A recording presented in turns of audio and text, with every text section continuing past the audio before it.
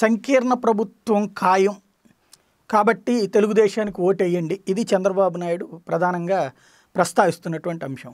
జాతీయ రాజకీయాల్లో చూస్తే సంకీర్ణం ఎన్డీఏ సంకీర్ణానికి అవకాశం ఉంది. యూపీఏను తృతీయ ఫ్రంట్ పక్షాలకు సంబంధించి వాళ్ళ పత్రికలు కానీ లేకపోతే ఈవెన్ సర్వేల పరంగా చూసుకున్నా కూడా యూపీఏ 125 నుంచి 130 స్థానాల్లో లేదు 150 లోపు అనుకుంటే, అటు పక్కన మిగతా వాళ్ళు కూడా 120, 130 మధ్యలోనే ఉంటున్నారు.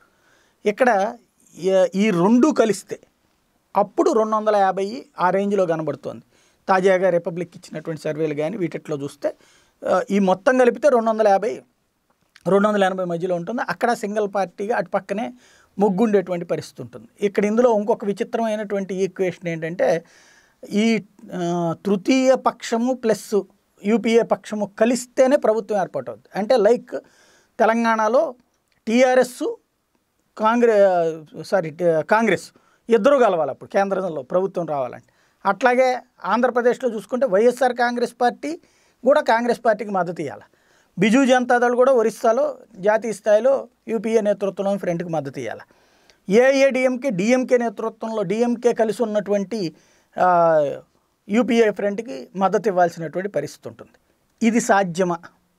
ఇదే $1 మిలియన్ ప్రశ్న.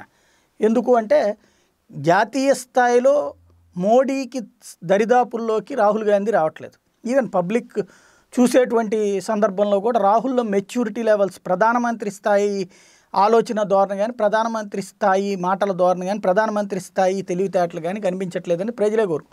అదే సందర్భంలో మమతా బెనర్జీ లాంటి వాళ్ళ యారగెన్సీ చూశారు. తృతీయ ఫ్రంట్ అనేటువంటి అస్థిర టెంటుల్ని కూడా గతంలో చూశారు.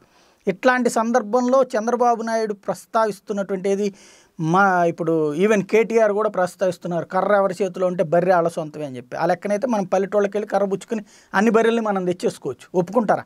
పక్కనోళ్ళు ఒప్పుకోరు కదా.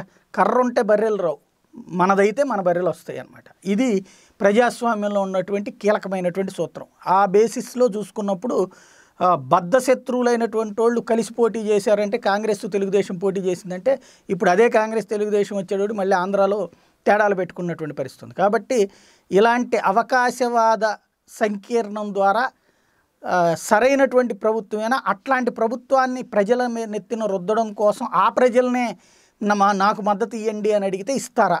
ఇది తేలాల్సినటువంటి అంశం.